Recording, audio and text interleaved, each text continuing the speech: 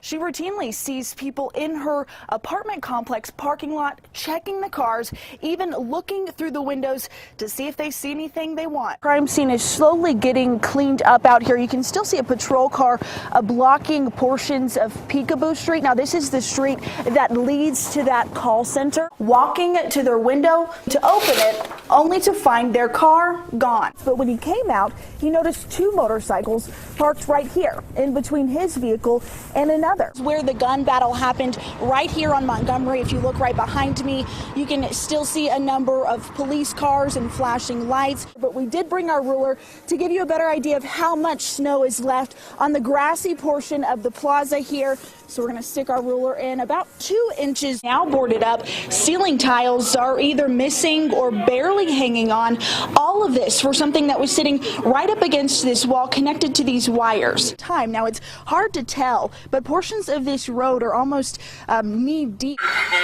It's not something you ever plan for. Looking danger in the eye, or in this case, staring down the wrong end of a handgun. But this is reality for Bill Thompson. This woman, her white Camry, is sitting in his driveway. And didn't even think about it going. Just never, we're not that type of people, so we didn't think about it. He says it started as a normal Sunday. He and his wife walked out of their home to go to church when a red flag went up. It was a white car, unfamiliar to his neighborhood. He slowed down and stayed at that stop sign as I was coming down the steps. With that feeling in his gut, he decided to leave and come back. Sure enough, that white car passed by twice before pulling into their driveway. We weren't prepared. They were there. And then my thought was to block them in. He says it seemed this woman was trying to break in, but that attempted crime took a very ugly turn. This is what happens when animals are caged in and they're cornered. They act like animals. Caged and possibly angry, this woman doesn't leave before doing the unexpected. Thompson's wife reaches for her phone when a bullet comes flying in her direction. As she drove away, she turned and fired a shot at my wife, reaching for her phone. And your wife was right here. She was right here. And the bullet hit right here. Right there. Missing her by mere inches. She almost killed my wife. And all we had with us was a Bible. She had a gun, we had a Bible. But maybe that's all we needed. At 28 years old, Martha Chavarria had a full life ahead of her. She decided to dedicate her time serving the Lord. So she left her family in the 1980s to join the Aggressive Christianity Missions Training Corps. What they didn't know is that would be one of the last times they would see her. I think deep down we thought we would at some point.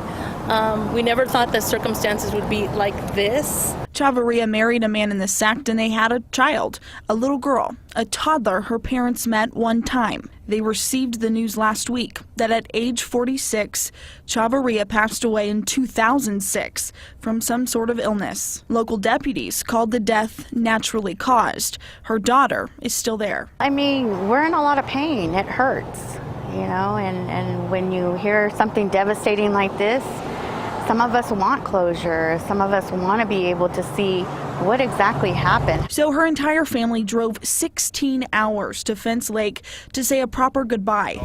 But this is how they were greeted when they arrived. Under the circumstances of us being basically attacked and terrorized with SWAT teams and stuff. We don't come with terrorism, we come with peace. Pretty much a slap in the face. This was a long journey, and for this to happen, I mean, all we were expecting was 5 minutes for us to maybe say a prayer, to pay our respects, and that was it. But that's not what they got.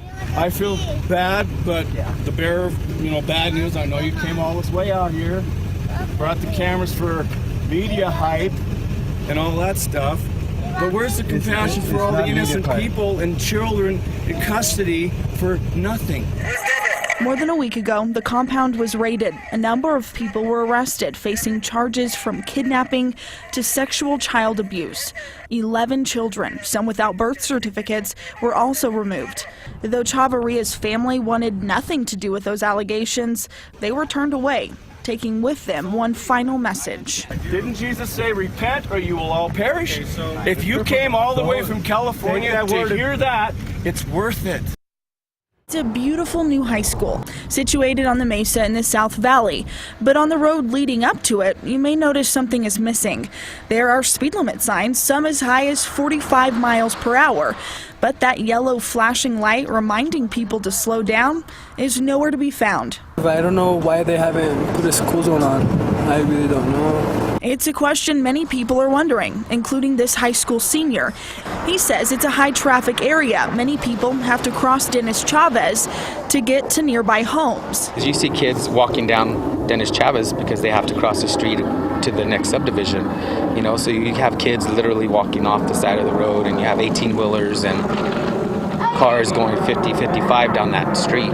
We wanted to see just how fast these drivers are going. Dennis Chavez turns into a 45-mile-per-hour zone in front of the high school. So almost 60 miles per hour. For the most part, people were traveling upwards of 50 miles per hour.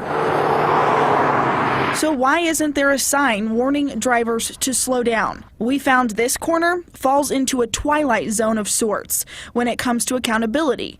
This portion of 118th in yellow is owned by the county. This side in red is owned by the city. And Dennis Chavez in blue belongs to the state. So that's a big safety issue, especially right here, on the mesa. It's really at the end of city limits, County officials tell us a school zone on their side of the street would require an official request or complaint from a citizen. Then a study would be conducted to see if it's needed.